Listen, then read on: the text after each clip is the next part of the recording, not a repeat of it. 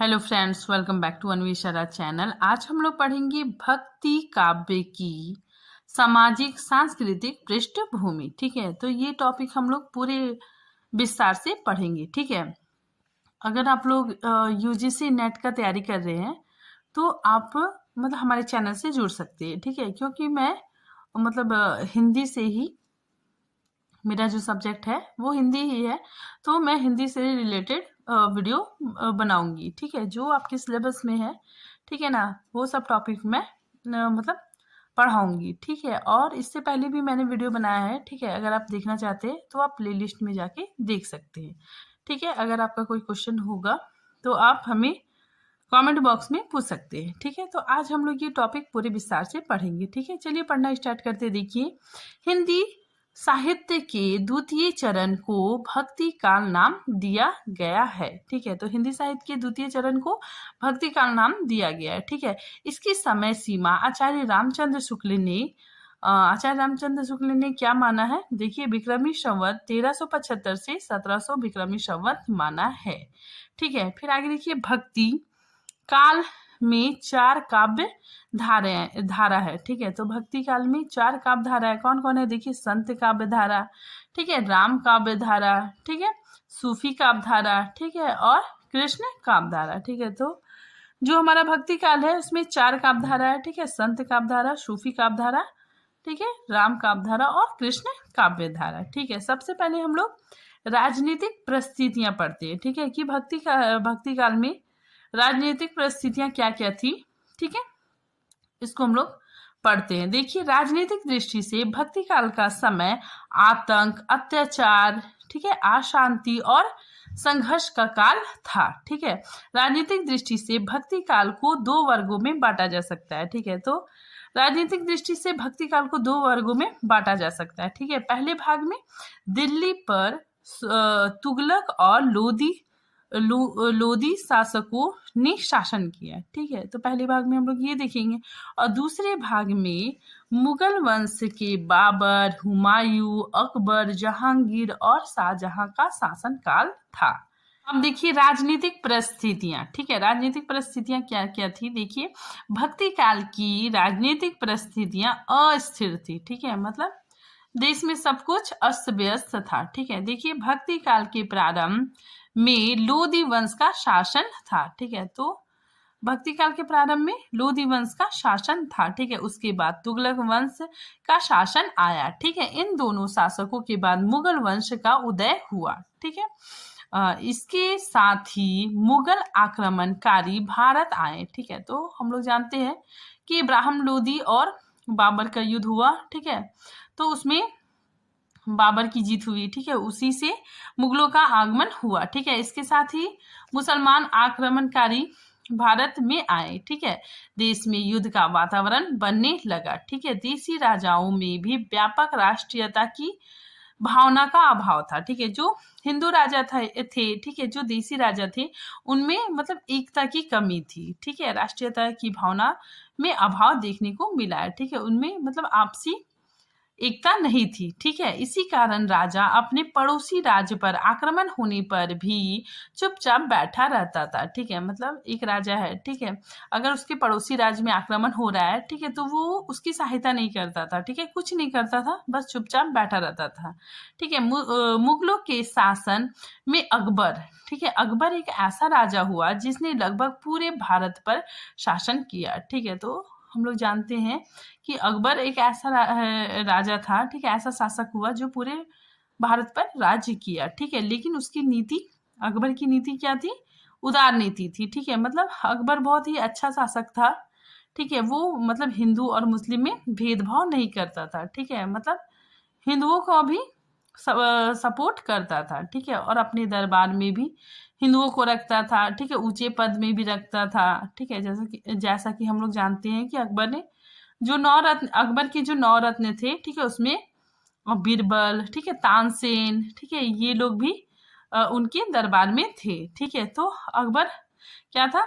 उसकी नीति उदार थी। ठीक है, वह हिंदू और मुस्लिम दोनों में भेद नहीं करता था। ठीक है, उसके बाद के शासकों में असहिष्णुता दिखाई देता है। ठीक है, फिर उसके अकबर के बाद के शासकों में बहुत मतलब वो हिंदुओं के प्रति अच्छा व्यवहार नहीं करते थे, ठीक है। बहुत ही कट्टर शासक हुए, ठीक है। जो मुस्लिम शासक आए, ठीक है, वो मतलब अकबर के बाद जो शासक आए वो हिंदुओं के साथ अच्छा व्यवहार नहीं करते थे, ठीक है। देखिए आगे हम लोग राजनीतिक परिस्थितियों के बारे में ही पढ़ रहे हैं, ठीक है। उस समय की राजनीतिक परिस्थितियां क्या क्या थी। देखिए हिंदू मुस्लिम जनता में सद्भावना देखने को नहीं मिलती है, ठीक है। मतलब हिंदू मुस्लिम में आपसी प्रेम देखने को नहीं मिलता है, ठीक है। फिर देखिए 14वीं शताब्दी के अंत तक प्राय समूचे उत्तर भारत पर मुस्लिम शासन स्थापित हो चुका था, ठीक है। तो 14वीं शताब्दी के अंत तक पूरे उत्तर भारत में मुस्लिमों का साम्राज्य स्थापित हो चुका था, ठीक है। फिर आगे देखिए मोहम्मद मोहम्मद बिन तुगलक की नीति हिंदुओं के प्रति उदार थी, ठीक है। तो मोहम्मद बिन तुगलक की नीति भी हिंदुओं के प्रति उदार थी, ठीक है। लेकिन जो फिरोज शाह तुगलक था, ठीक है, उसकी धार्मिक अशून्यता से भरा था, ठीक है।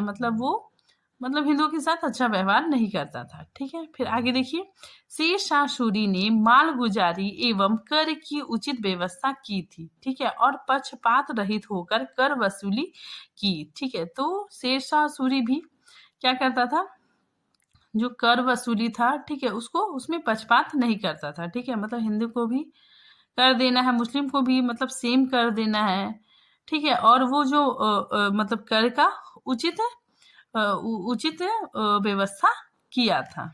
देखिए अकबर ने टोडरमल की सहायता से भू व्यवस्था में संशोधन किए, ठीक है। अकबर का शासन सुव्यवस्थित था, ठीक है। तो अकबर टोडरमल की सहायता से जो भू कर था, ठीक है, जो राजस्व कर था, ठीक है, उसमें संशोधन किया, ठीक है। और जो अकबर का शासन था वो मतलब सब कुछ सुव्यवस्थित था, ठीक है। वो मतलब बहुत ही न्याय करता था, ठीक है। दोनों में मतलब हिंदू मुस्लिम को साथ लेकर चलता था, ठीक है। हिंदुओं के प्रति भी उसके दिल में उदार भावना थी, ठीक है। फिर आगे देखिए जहांगीर और शाहजहां तक के शासन काल में भारत में राजनीतिक शांति बनी रही, ठीक है। तो ये काफी इंपॉर्टेंट है। देखिए जो जहांगीर था, ठीक है, और शाहजहां तक के शासन काल में भारत की राजनीतिक स्थिति शांति बनी रही, ठीक है। मतलब तब तक देश में सब कुछ अच्छे से चल रहा था, ठीक है।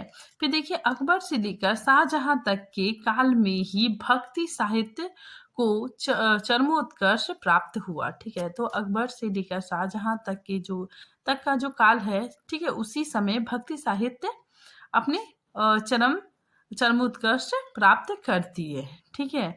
उसी समय अच्छे अच्छे साहित्य लिखे जाते हैं, ठीक है। फिर देखिए कबीर, नानक, जयसी, तुलसी और सूरदास, ठीक है।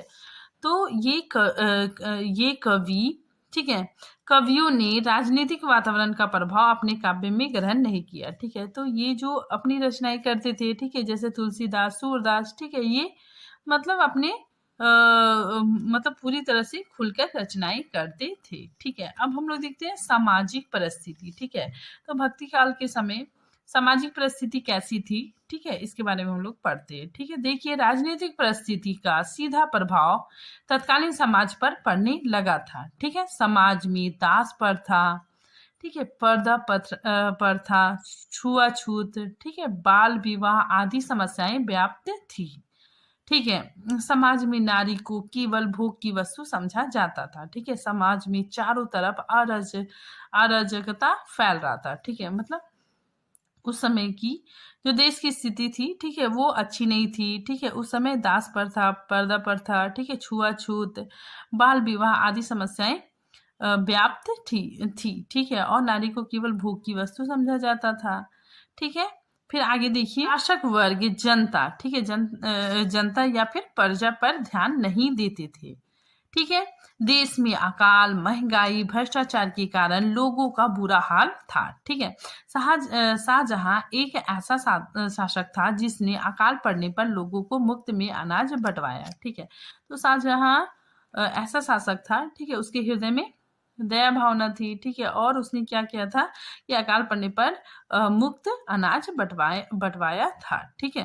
फिर देखिए उस समय किसानों व्यापारियों पर लगान के रूप में शासकों द्वारा अधिक कर लगाया जाता था, ठीक है। तो उस समय क्या होता था कि कर काफी ज्यादा वसूला जाता था, ठीक है, गरीब किसानों से, ठीक है, या फिर हिंदुओं से अधिक कर वसूला जाता था, ठीक है। फिर आगे देखिए मुगलों ने शेरशाह सूरी द्वारा समाप्त की गई जमींदारी प्रथा को पुनः शुरू कर दिया, ठीक है। तो शेरशाह सूरी द्वारा शेरशाह सूरी ने जमीनी प्रथा खत्म कर दिया था, ठीक है। तो शेरशाह सूरी द्वारा समाप्त की गई जमीनी प्रथा को पुनः शुरू कर दिया, ठीक है। परिणाम स्वरूप विलासिता समाज बढ़ी, ठीक है। तो जमींदारी प्रथा फिर से शुरू हो गया, ठीक है। और इसी के वजह से विलासिता मतलब बढ़ने लगा, ठीक है। जो सूबेदार होते थे, ठीक है, जमींदार होते थे, ठीक है, वो क्या करते थे उसके अंदर विलासिता की भावना बढ़ने लगी। आगे देखिए करों का सारा भार हिंदुओं पर था, ठीक है। राज्य पद उनको अपर्याप्त थे, ठीक है। तो कर का सारा भार हिंदुओं पर था, ठीक है। और राज्य पर जो ऊंचा पद होता था, ठीक है, उसको मतलब हिंदुओं को नहीं दिया जाता था, ठीक है। तो इसमें मतलब आप लोग समझ जाइए कि देश की स्थिति काफी खराब थी, ठीक है। लेकिन जो अकबर शासक हुए, ठीक है, अकबर, शाहजहां, ठीक है, तो कुछ कुछ ऐसे शासक हुए, ठीक है, जिसके शासनकाल में देश की स्थिति काफी अच्छी हुई, ठीक है। जैसे अकबर क्या करते थे, हिंदुओं के प्रति उदार नीति थी, ठीक है। इसी वजह से वो मतलब अपने मतलब हिंदुओं को भी अधिकार देते थे, ठीक है, और उन्हें भी ऊंचे पद देते थे, ठीक है। लेकिन उसके बाद के शासक आए, ठीक है, या उसके पहले के जो शासक थे वो मतलब हिंदुओं के प्रति दया भावना उनके अंदर नहीं थी, ठीक है। वो बहुत मतलब कट्टर मतलब मुस्लिम शासक थे, ठीक है। आगे देखिए स्त्रियों को अधिकार प्राप्त नहीं था, ठीक है। तो उस टाइम स्त्रियों को अधिकार प्राप्त नहीं था, ठीक है। उन्हें दूसरे दर्जे का नागरिक माना जाता था, ठीक है। वे क्रय विक्रय की वस्तु बनकर रह गई थी, ठीक है। तो नारियों की स्थिति भी उस समय बहुत खराब थी, ठीक है। वो मात्र क्रय विक्रय, ठीक है, की वस्तु बनकर रह गई थी, ठीक है। फिर देखिए उस समय क्या था कि पाखंड आडंबर, ठीक है, पाखंड आडंबर भी अधिक व्याप्त था, ठीक है। तो साधु संतों ने पाखंड आडंबर अधिक व्याप्त था, ठीक है। तो उस समय पाखंड आडंबर देश में काफी ज्यादा फैला हुआ था, ठीक है। फिर देखिए नेक्स्ट देखिए विदेशी यात्री, आगे देखिए विदेशी यात्री वर्नियर ने अपने लेखों में उस समय की सामाजिक परिस्थितियों में हिंदुओं की दैनिक स्थिति का सजीव वर्णन किया है, ठीक है। तो ये जो लेखक थे, ठीक है, इन्होंने उस समय के जो हिंदू, ठीक है, हिंदुओं की दैनिक स्थिति का सजीव वर्णन किया है, ठीक है। फिर आगे देखिए हिंदुओं की जो बहु बेटियों, ठीक है, हिंदू की बहु बेटियों के अपहरण की बढ़ती घटनाओं के कारण बाल विवाह, ठीक है, पर्दा प्रथा तथा वैश्यावृत्ति जैसी सामाजिक कुरीतियां शुरू हुई, ठीक है। तो उस समय क्या होता था कि बहु बेटियों का मतलब हिंदू बहु बेटियों का अपहरण हो जाता था, ठीक है। मतलब मुस्लिम जो शासक होते थे, ठीक है, या फिर अन्य जो पैसे वाले मुसलमान होते थे वो क्या करते थे, हिंदू बहु बेटियों का अपहरण करवाते थे, ठीक है। इसीलिए लोग क्या करने लगे, बाल विवाह करवाने लगे, ठीक है, पर्दा प्रथा मतलब आने लगा, ठीक है, वैश्यावृत्ति जैसी सामाजिक कुरीतियां शुरू हो गई, ठीक है। आगे देखिए इस काल के सामाजिक जीवन में समन्वयन का अभाव था, ठीक है। तो इस समय क्या था, सामाजिक जीवन में सहयोग की भावना का अभाव था, ठीक है। फिर देखिए कबीर, नानक, तुलसी और जयसी ने सामाजिक समन्वयन का सकारात्मक प्रयास कर युगीन परिस्थितियों को बदलने में अपना महत्वपूर्ण योगदान दिया, ठीक है। तो जो कबीर, नानक, तुलसी, ठीक है, जयसी थे, ठीक है, इन्होंने सकारात्मक प्रयास किया, ठीक है, और लोगों को एक दूसरे से जोड़ने का प्रयास किया, ठीक है, और समाज में जो बुराइयां फैली हुई थी, ठीक है, उसको भी सुधारने का काम किया, ठीक है, लोगों को जागरूक करने का काम किया। आगे देखिए हिंदू अपने समाज में दलितों पर अत्याचार कर रहे थे, ठीक है। जो हिंदू समाज था, ठीक है, तो हमें पता है कि हिंदू समाज में क्या है, वर्ण व्यवस्था है, ठीक है। तो वर्ण व्यवस्था में जो निम्न जाति के लोग थे, ठीक है, जो दलित थे, ठीक है, उस पे क्या होता था, अत्याचार होता था, ठीक है। तो हिंदू अपने समाज में दलितों पर अत्याचार करते थे, जिसके कारण लोग इस्लाम धर्म स्वीकार करने लगे थे, ठीक है। जाति प्रथा के नियम कठोर होते जा रहे थे, ठीक है। तो उस समय जाति प्रथा के जो नियम थे वो कठोर होते जा रहे थे, ठीक है। और जो दलित होते थे, ठीक है, वो इस्लाम धर्म को भी स्वीकार कर लेते थे, ठीक है। आगे देखिए 15वीं शताब्दी में हिंदू मुसलमानों में जीवन के प्रत्येक क्षेत्र में काफी आदान प्रदान और सद्भावना में वृद्धि हुई, ठीक है। तो जब अकबर का शासनकाल आया, ठीक है, उसमें क्या होने लगा कि लोग एक दूसरे से जुड़ने लगे, ठीक है, हिंदू मुसलमान, ठीक है। इन दोनों की संस्कृति में मतलब आदान प्रदान होने लगा, ठीक है, जुड़ाव होने लग गया, ठीक है। और इसके वजह से क्या होने लगा कि इन दोनों के बीच सद्भाव में वृद्धि हुई।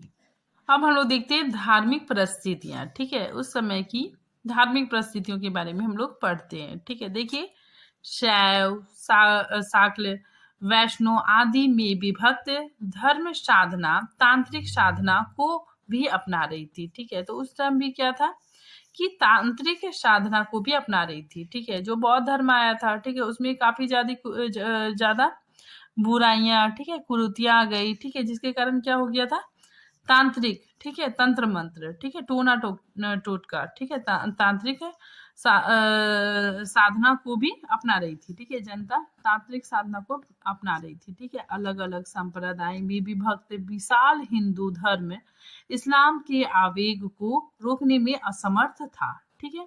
हिंदू धर्म में विभिन्न धाराओं के बीच समन्वयन स्थापित करने का प्रयास पहले दक्षिण के आचार्यों ने किया, ठीक है। तो पहले दक्षिण के आचार्यों ने किया, ठीक है, क्योंकि हम लोग जानते हैं कि जो भक्ति काल का आरंभ कहाँ हुआ, दक्षिण में, ठीक है। तो दक्षिण के आचार्यों ने किया, ठीक है। आगे देखिए आदि गुरु शंकराचार्य द्वारा स्थापित अद्वैतवाद को आधार बनाकर दक्षिण के 4 आचार्य रामानुजाचार्य, ठीक है, माधवाचार्य, नीमकाचार्य और वल्लभाचार्य ने अपने संप्रदाय की स्थापना की, ठीक है। तो इन 4 आचार्यों ने अपने संप्रदाय की स्थापना की, ठीक है, और अपने भक्ति का प्रचार प्रसार किया, ठीक है। फिर आगे देखिए इन आचार्यों ने अपने अपने मत के अनुसार भक्ति परक व्याख्या की, ठीक है। और इस प्रयत्न का सुखद परिणाम यह निकला कि ज्ञान, ठीक है, ज्ञान और पौराणिक भक्ति में समन्वय उपस्थित हुआ, ठीक है। तो इसका सुखद परिणाम यह हुआ कि लोग एक दूसरे से जुड़ने लगे, ठीक है, और भक्ति के माध्यम से एक दूसरे से जुड़ने लग गए, ठीक है। आगे देखिए भक्ति काल में प्रारंभ में हिंदू धर्म अनेक संप्रदायों में बटा हुआ था, ठीक है। तो भक्ति काल के प्रारंभ में जो हिंदू धर्म था, ठीक है, वो अनेक संप्रदायों में बटा हुआ था, ठीक है। जैसे देखिए वैष्णव, शैव, शाक्य, सिद्धनाथ अनेक मत हिंदू धर्म में प्रचलित था, ठीक है। तो अनेक मत हिंदू धर्म में प्रचलित था, ठीक है। देखिए इसी समय इस्लाम का प्रभाव भारत में शुरू हुआ, ठीक है। तो इसी समय इस्लाम का प्रभाव भारत में शुरू हुआ, ठीक है।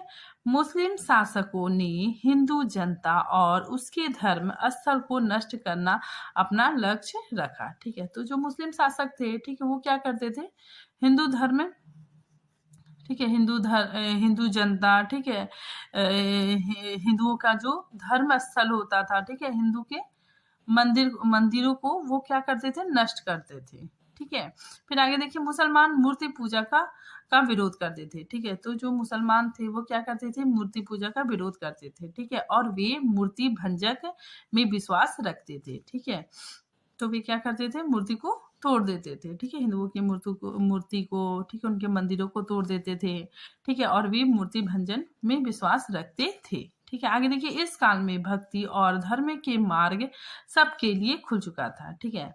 तो इस समय क्या हो गया था, कबीर, ठीक है, रामानंद जी जो आए, ठीक है, उन्होंने मतलब जो उनके 12 शिष्य थे, ठीक है, उसमें जो कबीरदास, रैदास भी आए, ठीक है। तो कबीरदास जाति से क्या थे, जुलाहा थे, ठीक है, रैदास चमार थे, ठीक है। तो रामानंद के शिष्यों में मतलब जो निम्न जाति के लोग थे वो भी मतलब उनसे शिक्षा ग्रहण करते थे। ठीक है, तो इसमें से यही बताया जा रहा है कि इस काल में भक्ति और धर्म के मार्ग सबके लिए, ठीक है, सबके लिए खुल चुका था।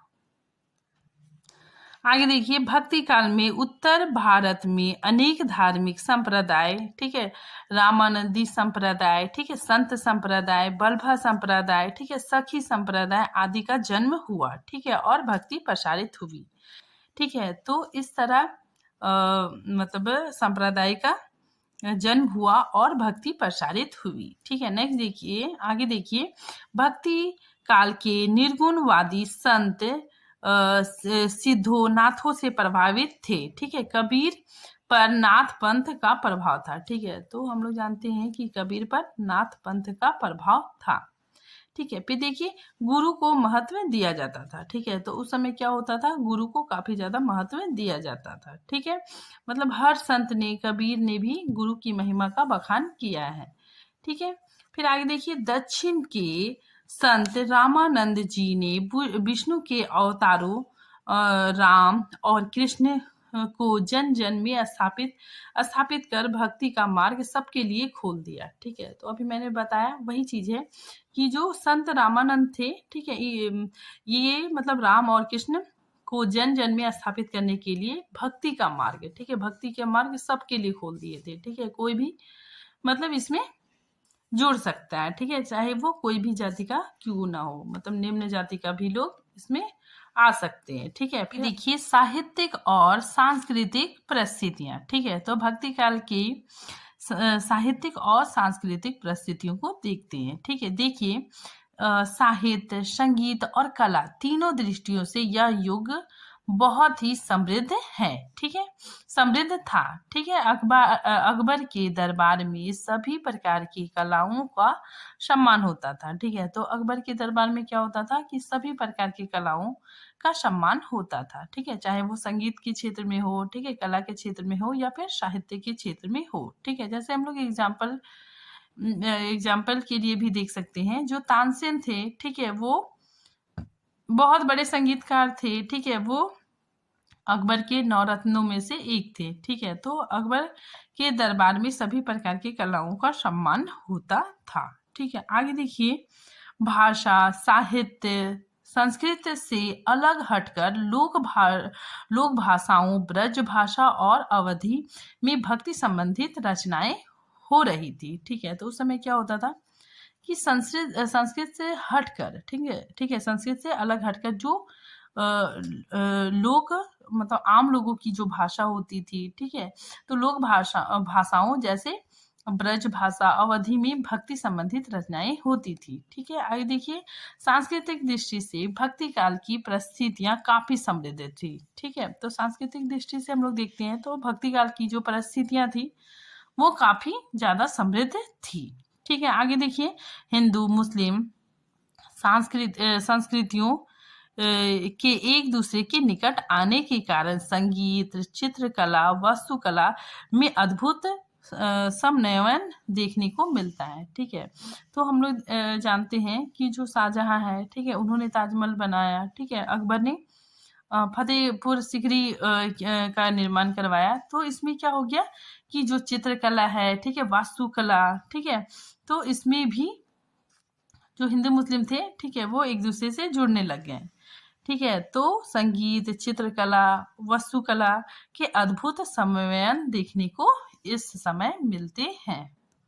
आगे देखिए, अनेक वैष्णव संप्रदायों ने राम, कृष्ण, शिव, दुर्गा आदि लोक देवताओं व देवियों के माध्यम से भक्ति में समन्वयन सिद्धांतों की स्थापना की। ठीक है, फिर आगे देखिए, कबीर, सूर, तुलसी जैसी के साहित्य के बल पर ही भक्ति काल स्वर्ण युग कहलाया। ठीक है, तो कबीर, सूर, तुलसी जैसी के साहित्य के बल पर ही भक्ति काल स्वर्ण युग कहलाया। ठीक है, फिर आगे देखिए, इस काल में मुक्तब और प्रबंध दोनों प्रकार की काव्य शैलियां प्रचलित थी। ठीक है, फिर नेक्स्ट देखिए, हिंदी का भक्तिकालीन साहित्य पदनात्मक शैली में शैली में ही रचित है। ठीक है, गद्य शैली का अभाव देखने को मिलता है। ठीक है, तो उसमें भक्तिकालीन साहित्य में पद, ठीक है, पद शैली ही हमें देखने को मिलता है। ठीक है, गद्य शैली देखने को नहीं मिलता है। ठीक है, कविताएं देखने को मिलती है, लेकिन गद्य शैली का उस समय अभाव था। ठीक है, फिर देखिए कबीर, जयसी, तुलसीदास और सूरदास आदि भक्त कवियों ने भक्ति परक साहित्य का सृजन किया। ठीक है, फिर देखिए नेक्स्ट, समाज में छुआछूत, ठीक है, बाह्य आडंबर होने के कारण कवियों ने उसका विरोध किया। ठीक है, तो कवियों ने उसका विरोध करते हुए उपदेशनात्मक रूप से नीति काव्यों की रचना की। ठीक है, जैसे हम लोग कबीर को देखते हैं। ठीक है, उन्होंने जो समाज में फैले छुआछूत है, ठीक है, बाह्य आडंबर है, उनके खिलाफ काफी उनकी रचनाओं में देखने को मिलता है। ठीक है, फिर आगे देखिए, भाव, भाषा और उद्देश्य की सर्वोच्चता के कारण भक्तिकालीन हिंदी साहित्य सर्वश्रेष्ठ माना जाता है। ठीक है, तो आज ये टॉपिक यहीं पे खत्म होता है। ठीक है, मिलते हैं नेक्स्ट टॉपिक के साथ, तब तक के लिए थैंक यू।